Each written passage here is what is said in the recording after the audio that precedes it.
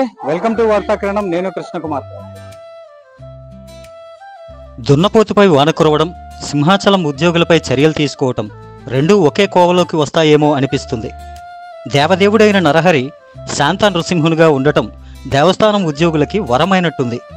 ఇవి వార్తాకిరణం అన్న మాటలు కాదు, అక్కడికి వచ్చే భక్తులు అంటుంటే విన్న మాటలు. అసలే ఎండాకాలం, పైగా కొండ, అక్కడ గంగ ధారలుగా ప్రవహిస్తున్నా భక్తులు తీవ్ర త్రాగునీటి ఇబ్బందులు పడుతున్నారు. త్రాగునీటి జోలికి పోవాలంటే మాత్రం భయపడుతున్నారు. దేశంలోనే అత్యంత ఖ్యాతిగల క్షేత్రంలో, దేశ విదేశాల భక్తులు స్వామి దర్శనానికి ఆరాటపడే క్షేత్రంలో, సాక్షాత్ దేవాలయం రాజగోపురం ఎదురుగా వీఐపీలు, వీవీఐపీలు తమ కార్లు నిలిపే చోట ఏడాది క్రితం దివీస్ ల్యాబొరేటరీ వారు నిర్మించిన జలప్రసాదం ఫిల్టర్ వాటర్ దగ్గర ఆ అపరిశుభ్రత చూడండి.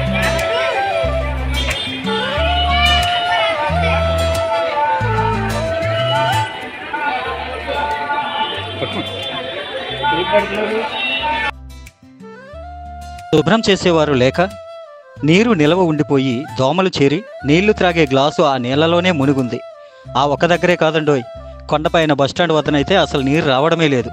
ఇలాంటి పరిస్థితుల్లో కొండకు వచ్చే భక్తులు అక్కడ అధిక ధరలకు అమ్మే వాటర్ బాటిళ్లు కొనుక్కొని త్రాగవలసిన పరిస్థితి ఎదురవుతోంది. అక్కడ పారిశుధ్యం మాత్రమే కాదు, చాలా డిపార్ట్మెంట్లలో అలసత్వం ఉందని, కాంట్రాక్టులు ఇవ్వడం కాదు, వారి పనితీరు కూడా పరిశీలించాలని అక్కడికి వచ్చిన భక్తులు వాపోతున్నారు. కింది స్థాయి ఉద్యోగుల అలసత్వం వలన పై స్థాయి అధికారులు వేటుకి గురవుతున్నా మాకేం ఫరక్ పడలేదు అన్నట్టు ఉన్నారు.